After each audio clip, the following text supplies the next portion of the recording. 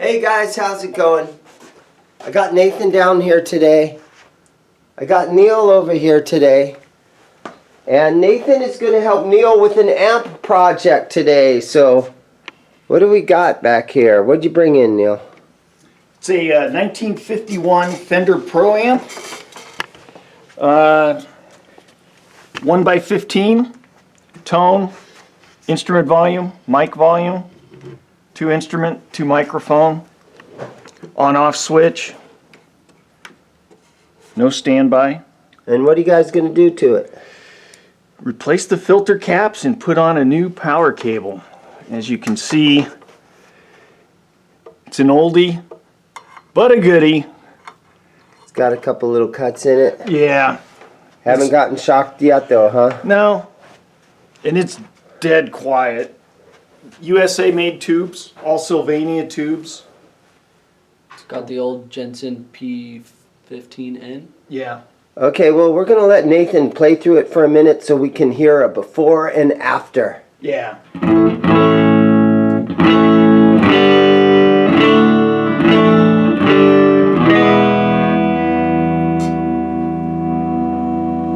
Tones on 10, they go to 12.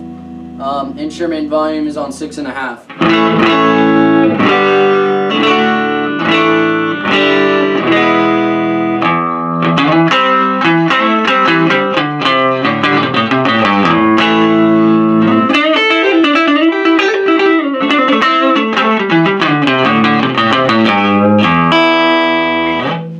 So we're going to replace the filter caps on here. We're going to put a grounded power cable, and it'll probably be running brand new. So I'm going to get going on that. Okay, let's do it on the bench. Alright, so we just opened up the back panel, and as you can see, you got 5 caps that we're going to be replacing. 4 caps? 4 caps. We're going to leave that bad boy in there. 1, 2, 3, 4. And those are just the filters. Most of the signal caps have been replaced with sprigs. And get a grounded cable on there. And we're gonna take that death cap out of the circuit. We'll probably leave it in the amp, but just disconnect it, and then it'll be good to go.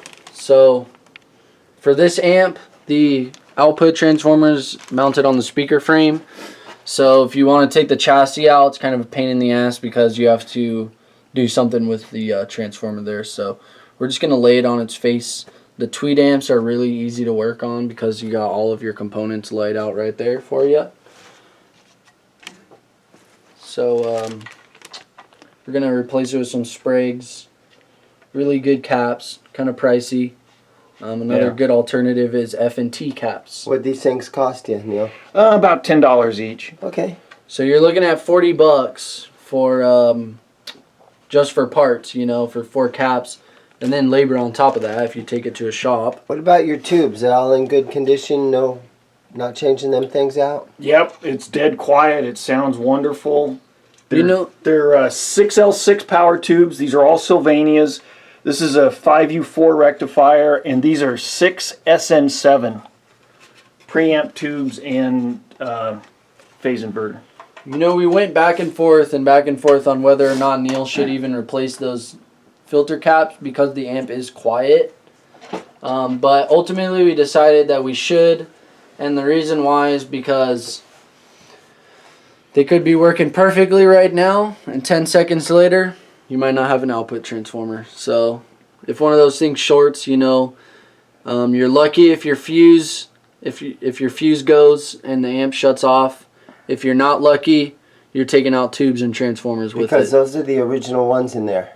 Yeah, and they're... I don't think the red one is, because that one's a 20 microfarad and all the others are 16 microfarad. So I'm thinking that at one time that was replaced, and if it was replaced a long time ago. We'll be able to tell. Yeah. If it's an Astron, it's probably original. So tested these caps. They're all about 12.5 volts charged right now. You're going to want to get yourself a wire with alligator clips on both ends. And you can use a resistor and put it in line with one of these.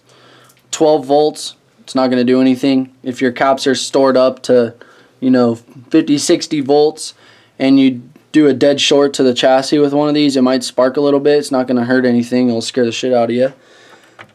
Clip it on one end. Make sure you have rubber on this end, because when you touch it, you don't want to be touching any metal. So we're just literally going to touch that to each positive lead of the capacitor. You can hold it there for a second or two. You know, since we're not using a resistor on the end, it's gonna drain that. Current's gonna go.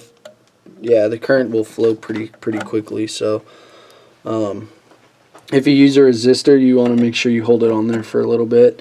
And you always want to be doing this if you're gonna be messing with your capacitors, especially since we just played the amp 5 minutes ago. They're going to have a little bit of voltage still charged on there. So you just want to make sure you get all those nice and low, drained.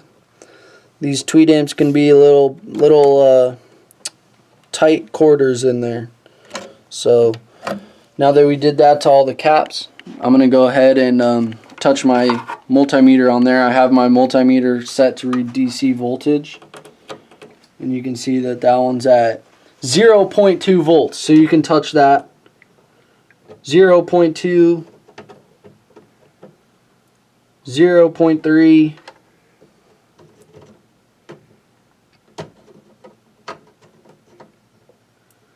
0.4. So we're under 0 volts, or we're under 1 volt, I should say.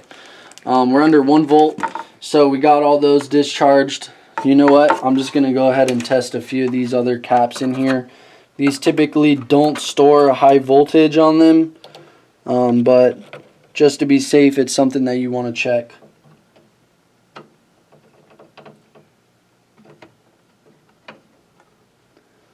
Especially the electrolytics, those are the ones that you want to watch out for. And then I like to just test the plates on my tubes.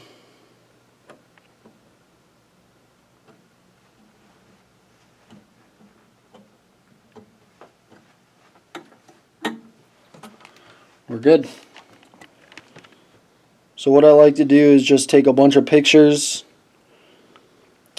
and the reason why is because if you forget where a cap goes or what polarity it is, you can look at your pictures. Now, replacing the filter caps, is that going to require a bias or anything like that of the tubes? Typically no. Okay. Right here you have your bias capacitor and resistor.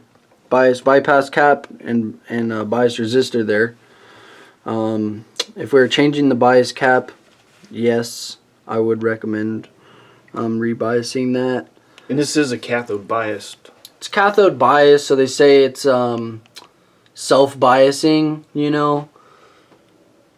But it's still good to check, you know. Where's this death cap you were talking about? And what's the deal with that? Right here. Okay. And why do you want to take that thing out? So the death capacitor, what it does is you have your capacitor and it's tied to the one leg of the power cable. In this case, it's actually tied to the hot input of the power cable. And all it does is it gives you an AC connection between the chassis and the input power, your wall power, and it eliminates some hum when you have a 2-prong cable. But the thing is if this capacitor shorts, you know, because it's like a 60-year-old capacitor, then you're gonna have live 220 volts on the chassis. So you touch anything metal on the amp, and you're getting shocked with the 220. And so whenever somebody puts a brand new 3-prong cord out, they pretty much take that out. Yep. And the thing is like we can leave it in the amp, but if you see that little green wire right there, that's coming off the capacitor, we'll just disconnect that. Leave it in, but disconnect. So that the cap is still there, but it's just disconnected. So we just have our 3-prong cable in here. We have the black going to the switch. We have our white fused, and then For the ground, whenever I do like a J-hook type connection, I do like to wrap it. Let's see that J-hook real quick. So I used the ground that the cap was used, the death cap. We removed the death cap there, and I just have that. And what I'm gonna do is, if I can get in here,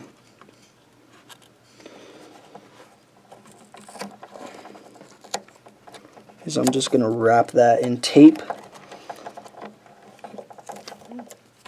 just because I like it to, you know, be all covered up. You don't want any. Not that a ground connection is really gonna hurt if it touches the chassis, because it is at the same potential as the chassis, but I like to wrap my J-hooks in tape, or if you have shrink wrap, you can use that as well. And the reason I do that though is so that if for some reason that J-hook starts to get pulled apart, you know, the tape is kind of, we do have it soldered obviously, but Yeah.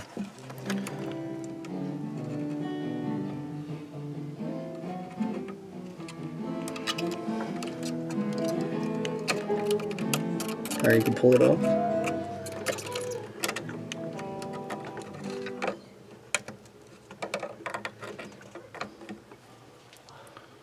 Oops.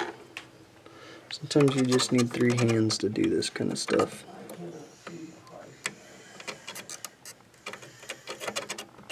Alright, so we put a grounded power cable on. We have the filter cap swapped out, and there's pretty much no hum to the amp at all, and it sounds good.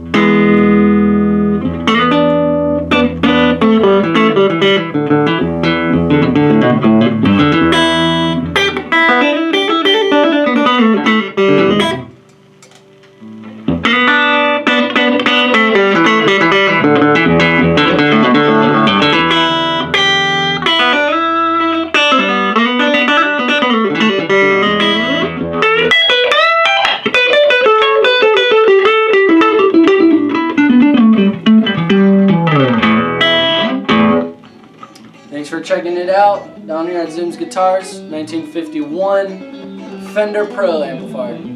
If you want a ZIMM'S Guitars t-shirt, it's in the link in the description below.